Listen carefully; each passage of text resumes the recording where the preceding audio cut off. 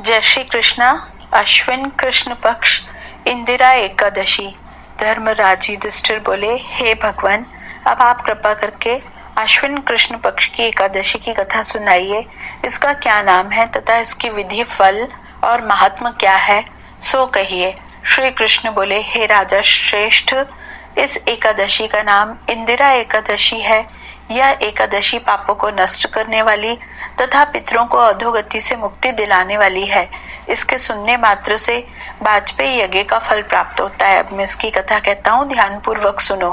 कथा। सतयुग में महिष्मती नाम की नगरी में इंद्रसेन नाम का एक प्रतापी राजा राज्य करता था। वह राजा पुत्र पौत्र और धन धान से संपन्न तथा विष्णु का परम भक्त था।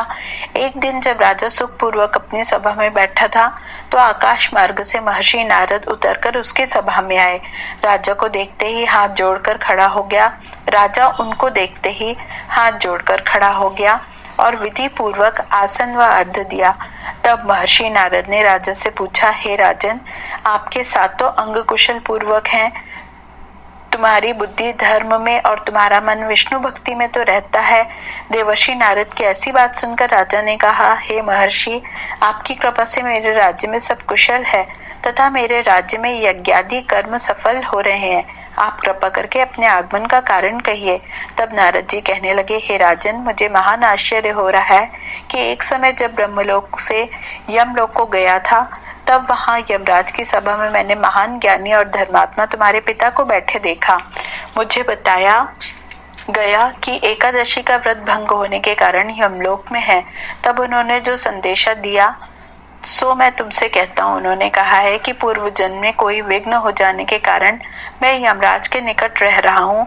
यदि मेरा पुत्र इंद्रसेन अश्विन कृष्ण इंदिरा एकादशी का व्रत करे और उसका फल मुझे अर्पित करे तो मुझको स्वर्ग की प्राप्ति होगी। तब राजा कहने लगा कि हे मुनिवर, आप कृपा करके इस व्रत की विधि विधान मुझे बताइए, मैं उनकी मुक्ति का उपाय अवश्य करूंगा। इस पर नारद जी ने बताया, हे राजन, अश्विन माह की कृष्ण पक्ष की दशमी के दिन प्रातः काल श्रद्धा पूर्वक स्नान आदि से निवृत्त होकर श्रद्धा पूर्वक पितरों का श्राद्ध करें तथा एक बार भोजन करें एवं रात्रि में भूमि में शयन करें। प्रातः काल होने पर एकादशी के दिन स्नान करें। फिर व्रत के नियमों को भक्ति पूर्वक ग्रहण करते हुए संकल्प करें कि मैं आज संपूर्ण तप निष्ठा के साथ भोगों को त्याग कर निराहार एकादशी का व्रत करूंगा। हे अच्युत, हे पुंडरीकाक्ष, मेरी रक्षा करें। इस प्रकार नियम पूर्वक शालिग्राम की मूर्ति के आगे विधि पूर्वक श्राद्ध कर योग्य ब्राह्मणों को फलाहार का भोजन करावे एवं दक्षिणा देवे। पितरों के श्राद्ध से जो बच जाए उसको गाय को दे दें तथा धूप दीप गंधे पुष्प नैवेद्य आदि सब सामग्री से ऋषिकेश भगवान का पूजन करें। रात में भगवान के निकट जागरण करें। इसके पश्चात द्वादशी के दिन प्रातःकाल होने पर भगवान का पूजन करके ब्राह्मणों को भोजन करावें। भाई बंधुओं स्त्री पुत्र सहित आप भी मौन होकर भोजन करें।